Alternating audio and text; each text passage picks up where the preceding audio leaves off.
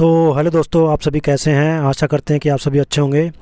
बात करेंगे सीडीपी के थर्ड चैप्टर की, जिसके अंदर हम बात करेंगे वंशानुक्रम और वातावरण की भूमिका, और इसको हम डिटेल से समझेंगे। इससे पहले के जो टॉपिक है दोनों आपको हमारे चैनल पर जो है देखने को मिल जाएंगे। मोस्ट इंपॉर्टेंट टॉपिक दोनों रहने वाले हैं पिछले, और साथ में ये टॉपिक भी आपके लिए मोस्ट इंपॉर्टेंट रहने वाला है।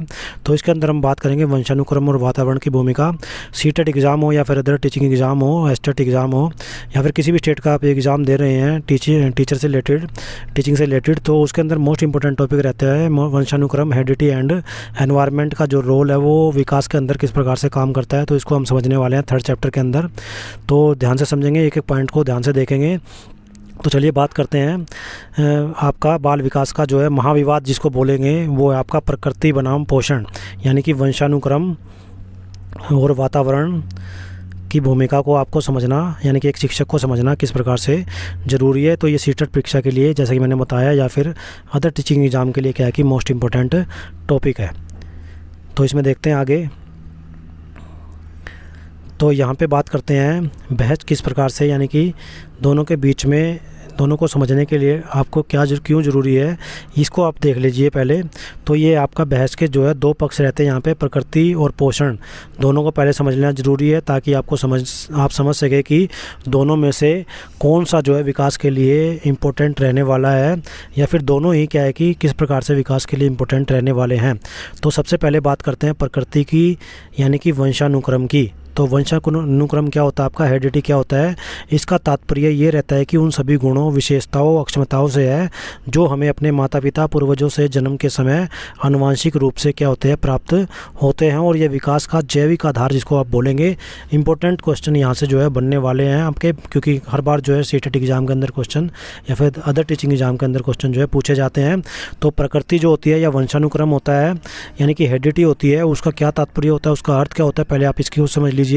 तो इसमें सभी गुणों, विशेषताओं, अक्षमताओं से है जो हमें अपने माता पिता और पूर्वजों से जन्म के समय आनुवंशिक रूप से प्राप्त होती है, और ये विकास का एक जैविक आधार इसको हम बोलेंगे। उसके बाद पोषण जो है, पोषण वातावरण जिसको हम कहेंगे एनवायरनमेंट, तो वो क्या होता है आपका, इसमें इसका दोनों में डिफरेंस क्या रहता है। तो इसमें क्या रहता है, वातावरण क्या होता है, इसमें वे सभी बाहरी शक्तियाँ, प्रभाव और अनुभव, यानी कि एक्सपीरियंसेस शामिल होते हैं जो जन्म के बाद व्यक्ति के विकास को प्रभावित करते हैं, जैसे परिवार, स्कूल, समाज और संस्कृति। तो ये सारे पॉइंट्स जो है आपके वातावरण के अंदर शामिल होते हैं। तो बहस के दो पक्ष अगर जब हम देख रहे हैं, यानी कि एनवायरनमेंट और जो आपकी हेरिडिटी है, दोनों को समझना आपके लिए ज़रूरी है।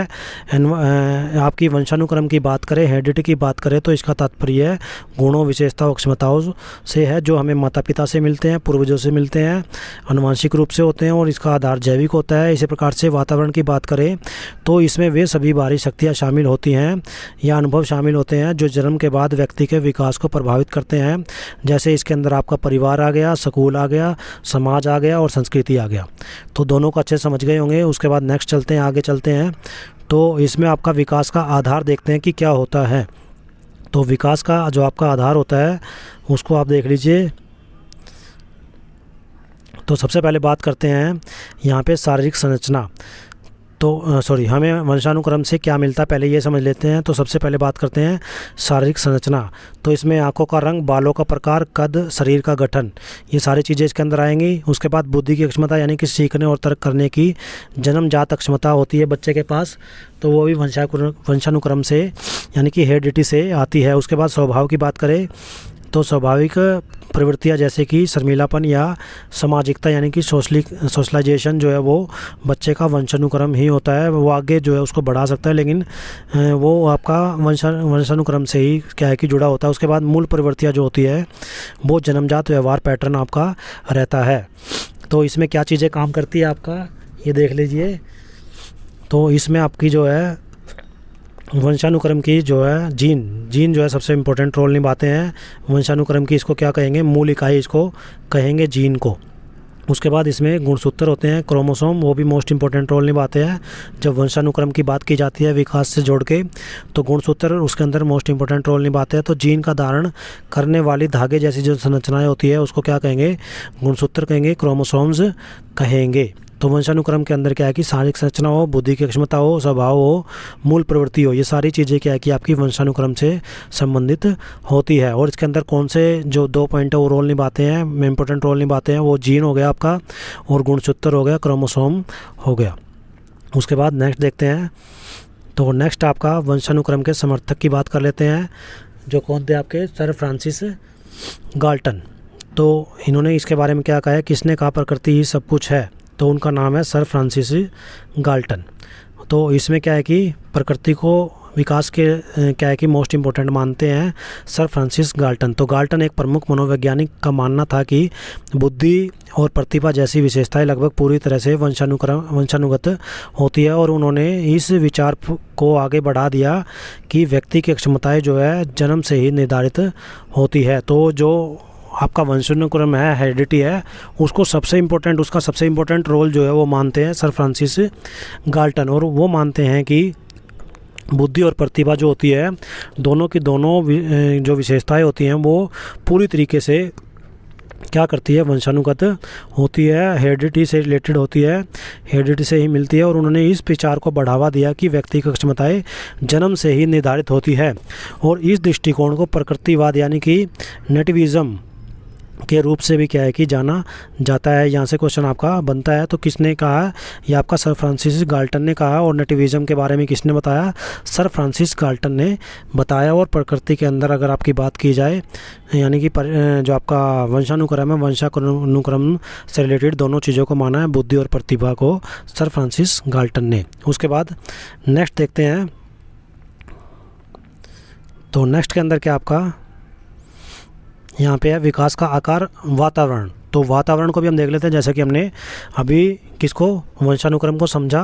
तो वातावरण किस प्रकार से इफेक्ट डालता है, तो वातावरण हमें कैसे घटता है, इसको आपको समझने की ज़रूरत है। तो यहाँ पे देखते हैं, सबसे पहले जैसे कि एक सर्कल बनाया हुआ, सर्कल के अंदर क्या आपका स्कूल है, उसके बाद फैमिली है, सबसे पहले फैमिली है, फिर स्कूल है, उसके बाद समुदाय है, उसके बाद संस्कृति है। ये सारी चीज़ें आपके विकास को प्रभावित करती है, और ये सारी चीज़ें वातावरण के अंदर होती है। तो सबसे पहले बात करते हैं जन्म पूर्व वातावरण, यानी कि माँ का स्वास्थ्य और पोषण, यानी जो कि आपका आपने पहले पढ़ा हेरिडिटी।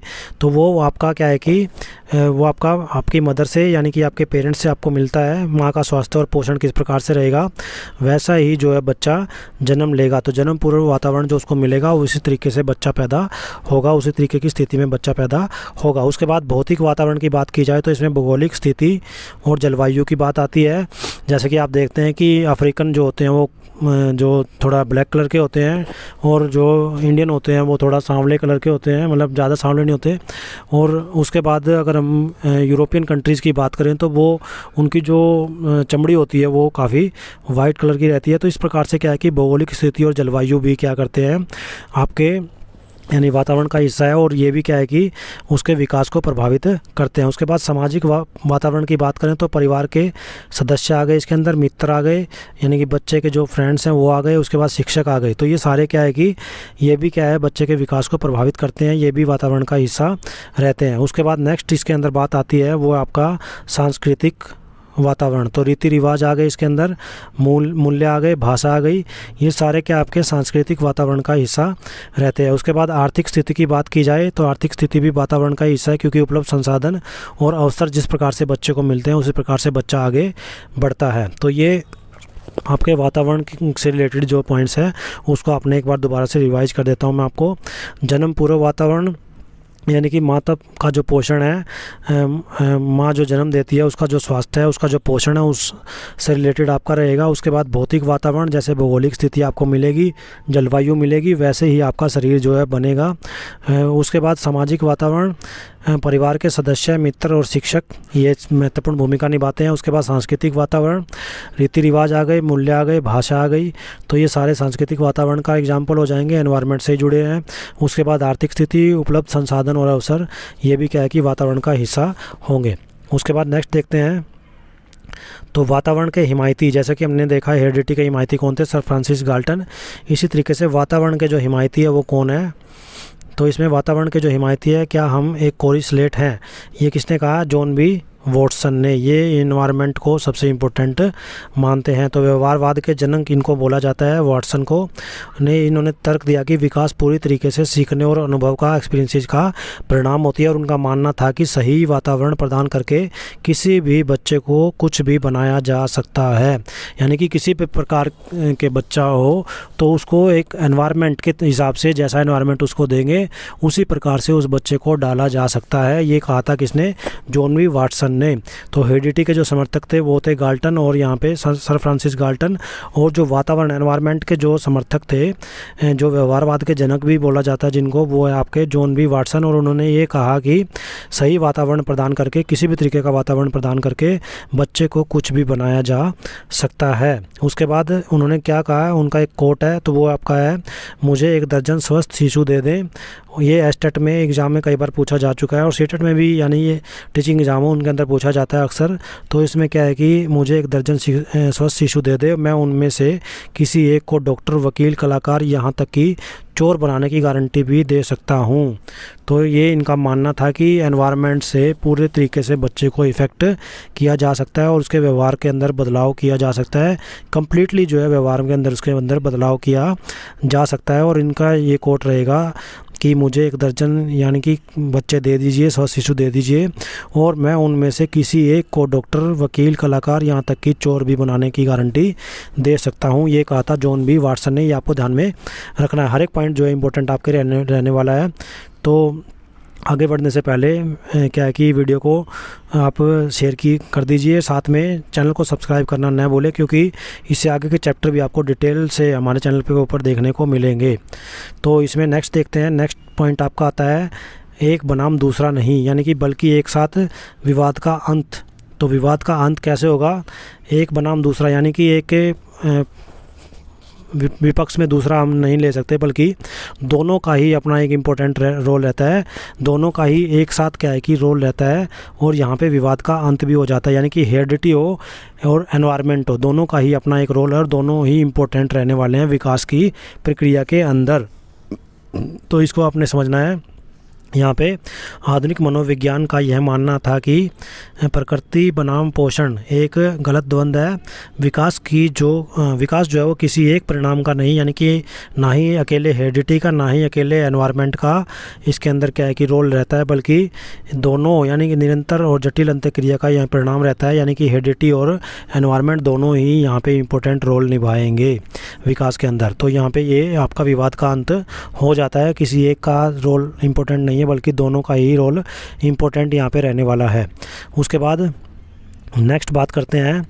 तो नेक्स्ट के अंदर आपका विकास का सूत्र, और ये आपका क्वेश्चन मोस्टली पूछा जाता है। तो विकास का जो सूत्र रहेगा वो रहेगा वंशानुक्रम गुणा वातावरण, यानी कि मल्टीप्लिकेशन इनकी दोनों की रहती है। कई बार पूछा जाता है कि दोनों का जोड़ होता है क्या? जोड़ नहीं होता, बल्कि दोनों का गुणनफल होता है। यानी कि वंशानुक्रम गुणा जो होती है वो आपका वातावरण होता है। दोनों की मल्टीप्लिकेशन से ही आपका जो है विकास संभव हो पाता है। तो विकास का सूत्र आपको याद रखना है, वंशानुक्रम गुणा वातावरण। और इसमें अगर बात करें तो यह क्या है कि गुणात्मक संबंध होता है, योगात्मक नहीं होता। ये आपको ध्यान रखना, जैसे मैंने बताया। और इसका अर्थ क्या रहता है? यदि दोनों में से कोई भी एक कारक शून्य हो जाता है तो विकास संभव ही नहीं हो पाता है। अच्छी आनुवंशिकता को फलने फूलने के लिए अच्छे वातावरण की आवश्यकता आपको रहती है। तो अच्छे आनुवंशिकता को फलने फूलने के लिए, यानी कि बच्चा पैदा तो स्वस्थ हो गया, लेकिन उसको अगर एनवायरनमेंट अच्छा नहीं मिलता है तो वो बच्चा का जो विकास है वो रुक जाएगा, या फिर वो बच्चा गलत डायरेक्शन के अंदर जा सकता है। तो दोनों का ही क्या है कि गुणनफल रहता है, दोनों का ही इंपॉर्टेंट रोल रहता है। अच्छी आनुवंशिकता को फलने फूलने के लिए अच्छे वातावरण का भी होना उतना ही ज़रूरी रहता है। ये आपको ध्यान रखने की ज़रूरत है। उसके बाद नेक्स्ट देखते हैं। नेक्स्ट है अंतःक्रिया कैसे काम करती है, यानी कि दोनों का गुणनफल किस प्रकार से काम करता है। तो ये आप देखेंगे कि इसका वास्तविक उदाहरण किस समझेंगे। सबसे पहले बात करते हैं वंशानुक्रम की। तो एक बच्चे में संगीत के लिए जन्मजात प्रतिभा होती है मान लीजिए, और एक बीज में एक विशाल पेड़ बनने की क्षमता होती है। तो उसके बाद उसे संगीत के उपकरण, कक्षाएं और प्रोत्साहन नहीं मिलता है। और इसी तरीके से उसे उपजाऊ मिट्टी, यानी कि पेड़ की बात की जाए, एक वृक्ष की बात की जाए, बीज को जो है उपजाऊ मिट्टी, पानी, धूप नहीं मिलती है। तो परिणाम क्या होंगे? तो यहाँ पे वातावरण और वंशानुक्रम, हेरिडिटी, और इसको दो एग्जाम्पल हमने यहाँ पे जोड़े हुए हैं, देख सकते हैं आप इनको। तो बच्चा अगर मान लो जन्मजात से ही उसके अंदर संगीत की प्रतिभा, लेकिन उसको उपकरण, यानी कि उसके जो जो यूज़ करके वो गाएगा या बजाएगा, तो उसके अंदर वो पारंगत नहीं हो पाएगा अगर उसको वो एनवायरनमेंट नहीं मिलता है, उपकरण, उसके लिए कक्षाएं, उसके लिए ट्रेनिंग, उसके लिए प्रोत्साहन, जो इन्फोर्समेंट जिसको बोलते हैं, वो नहीं मिलता है, तो वो जो बच्चा वो आगे नहीं जो है बढ़ पाएगा और उसकी क्या रह जाएगी, प्रतिभा जो है अविकसित रह जाएगी। यानी कि उसके अंदर प्रतिभा बेशक से हो कि वो बच्चा जो है संगीत के लिए जन्मजात उसके अंदर प्रतिभा आई हो, लेकिन अगर वो उपकरण, कक्षा और प्रोत्साहन नहीं मिलेगा उसको, तो प्रतिभा जो है वो अविकसित रह जाती है। उसी प्रकार से बीज जो, तो आगे नेक्स्ट बात करते हैं महत्वपूर्ण अवधारणाएं, परिपक्वता और अधिगम। तो इसमें जो आपका मैचुरेशन या होती है या फिर लर्निंग होती है, दोनों के अंदर किस प्रकार से ये जो है कार्य करती हैं, तो इसको आपको समझने की ज़रूरत है। इसमें क्या है कि आपका यह जो परिपक्वता होती है यानी कि मैचुरेशन होती है, ये क्या होती है, एक ऐसी प्रक्रिया होती है जिसमें आनुवंशिक रूप से निर्धारित पैटर्न समय के साथ स्वाभाविक रूप से प्रकट होते हैं और यह वंशानुक्रम पर अधिक निर्भर क्या है कि करती है, और जैसे कि चलना और सीखना। उसी प्रकार से लर्निंग क्या होती है आपकी, यह अनुभव, अभ्यास और प्रशिक्षण यानी कि ट्रेनिंग के व्यवहार के में अपेक्षाकृत क्या है कि कुछ स्थायी परिवर्तन जो होते हैं उससे रिलेटेड होता है और यह वातावरण पर अधिक निर्भर है, जैसे साइकिल चलाना सीखना। तो इसमें क्या है कि आपका जो परिपक्वता होती है, मैचुरेशन होती है, वो आपका वंशानुक्रम, हेरिडिटी पर जो है इम्पोर्टेंट डिपेंड करती है, और इसी प्रकार से लर्निंग जो होती है वो आपका एनवायरनमेंट के ऊपर ज़्यादा डिपेंड करती है। तो परिपक्वता सीखने के लिए तत्परता प्रदान करती है, ये लाइन आपको इम्पोर्टेंट है कि ये आपका एग्ज़ाम के अंदर पूछी जाती है, तो इस लाइन को आप रट लीजिए। परिपक्वता सीखने के लिए तत्परता प्रदान करती है, यानी कि परिपक्वता जो मैचुरेशन होती है, मैच्योरिटी होती है, वो आपकी ऐसी प्रक्रिया होती है जो आनुवंशिक रूप से निर्धारित पैटर्न के समय के साथ स्वाभाविक रूप से प्रकट होती है और वंशानुक्रम पर निर्भर करती है। और अधिगम जो होता है, लर्निंग जो होती है, वो आपकी वातावरण यानी कि इसमें आपका अभ्यास, प्रशिक्षण के कारण व्यवहार में अपेक्षाकृत कुछ स्थायी परिवर्तन होते हैं और ये वातावरण पर अधिक निर्भर करते हैं, जैसे कि साइकिल चलाना सीखना। उसके बाद नेक्स्ट देखते हैं, नेक्स्ट में आपका किसका प्रभाव कितना रहता है, यानी कि हेरिडिटी का, एनवायरनमेंट का प्रभाव हम देखेंगे, समझेंगे यहाँ पे किस प्रकार से रहता है। तो यहाँ पे किसका प्रभाव कितना रहता है, कितना अधिक रहता है, उसको आपको देखने की ज़रूरत है। तो यहाँ पे आपका वंशानुक्रम का जो अधिक प्रभाव किस प्रकार से, आँखों का रंग और रक्त समूह।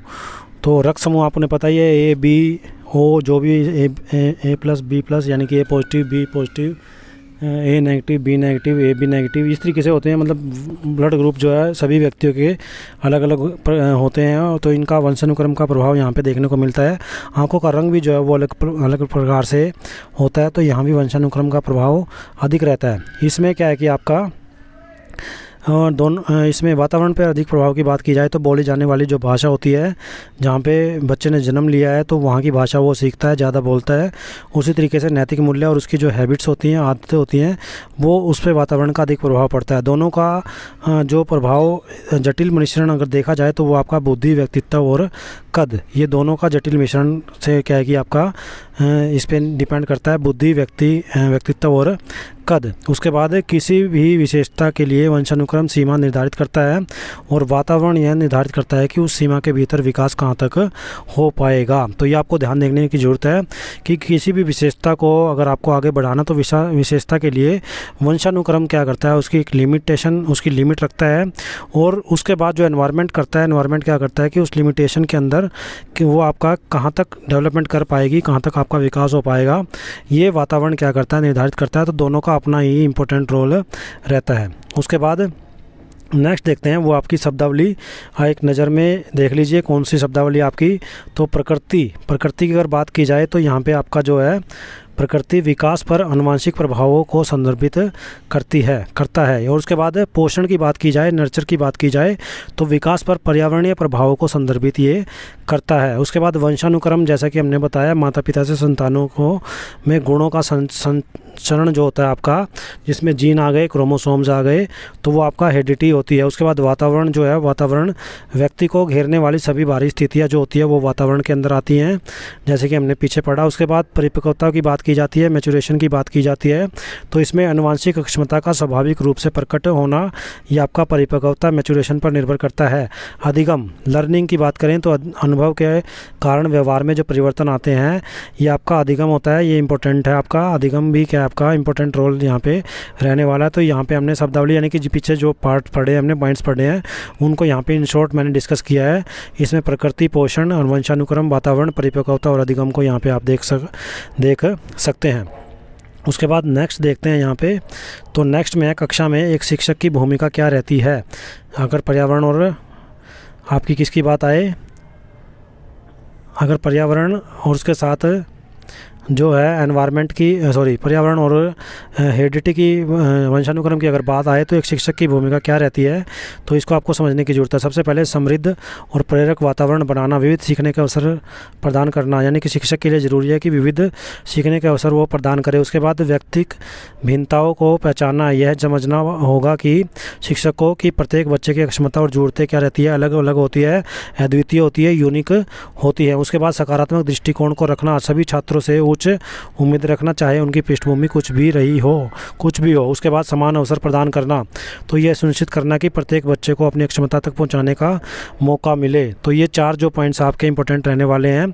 इसमें समृद्ध और प्रेरक वातावरण उसको मिलना चाहिए, बच्चे को देना चाहिए शिक्षक के द्वारा। उसके बाद व्यक्ति की जो भिन्नता होती है, यानी कि अलग अलग बच्चे की सीखने की क्षमता अलग अलग होती है, उसी प्रकार से बच्चे को क्या है कि सिखाना जो है टीचर का जो है कर्तव्य रहता है। उसके बाद सकारात्मक दृष्टिकोण रखना, यानी कि पॉजिटिव एटीट्यूड जो है वो एक टीचर के लिए, एक अध्यापक के लिए बहुत ज़रूरी है। सभी छात्रों को उच्च शिक्षा उम्मीद रखना, चाहे उनकी पृष्ठभूमि कुछ भी हो, यानी कि वो किसी भी लेवल से उठे हों, सभी के लिए एक उम्मीद रखना कि वो आगे कुछ बड़ा करेंगे। उसके बाद समान अवसर उन सभी को देना, ये भी टीचर की एक महत्वपूर्ण भूमिका है कि सुनिश्चित करे कि प्रत्येक बच्चे को अपनी क्षमता के अनुसार मौका मिलना चाहिए।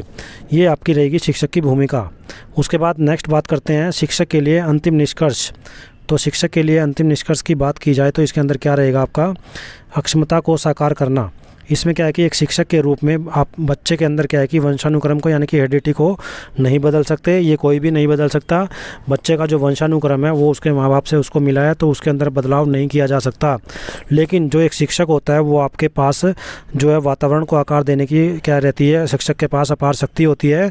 वातावरण के अंदर परिवर्तन करके वो बच्चे के अंदर विकास के अंदर क्या है कि परिवर्तन कर सकता है। तो एक सकारात्मक वातावरण ही वह कुंजी है जो प्रत्येक बच्चे की अद्वितीय आनुवंशिक क्षमता को खोल सकती है। यानी कि वंशानुक्रम से बच्चे को चाहे जो कुछ भी मिला हो, वातावरण के अनुसार क्या है कि वातावरण में परिवर्तन करके अच्छा वातावरण प्रदान करके एक शिक्षक जो है एक अच्छा जो है राष्ट्र निर्माता जो है बच्चे को बना सकता है, उसका निर्माण कर सकता है।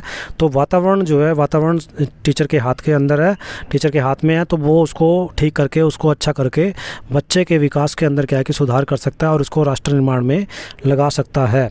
उसके बाद तो ये आपका यहाँ पे हमने टॉपिक किया वंशानुक्रम और वातावरण की भूमिका क्या रहती है बच्चे के विकास के अंदर।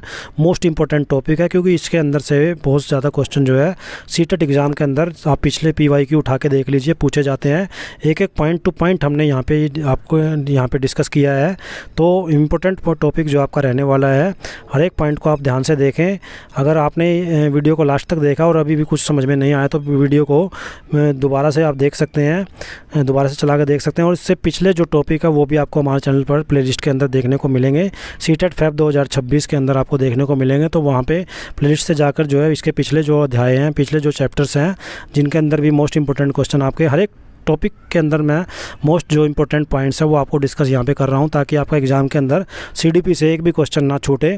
तो ये आपका जो टॉपिक था, ये वंशानुक्रम और वातावरण की अंतःक्रिया, यानी कि दोनों की जो निर्भरता है विकास के अंदर, इसके ऊपर था। तो मोस्ट इंपॉर्टेंट टॉपिक है जिसके अंदर हमने काफ़ी ज़्यादा पॉइंट्स जो है एक एक पॉइंट को अच्छे तरीके से डिस्कस किया है। वीडियो को ज़्यादा ज़्यादा लाइक कीजिए एंड शेयर कीजिए ताकि ज़्यादा से ज़्यादा लोगों की हेल्प हो सके। और साथ में सीटेट और अदर टीचिंग एग्ज़ाम की तैयारी के लिए चैनल को सब्सक्राइब करना न भूलें। धन्यवाद।